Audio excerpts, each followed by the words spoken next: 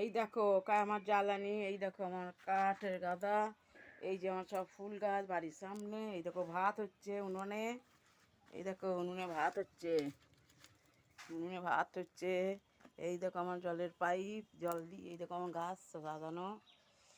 এই দেখো গাছ, এই দেখো সব সুন্দর করে, এই দেখো গাছ সব, এই দেখো চন্দ্রমল্লিকা গাছ, এই দেখো একটা ফুল হচ্ছে, দেখতে পাচ্ছ?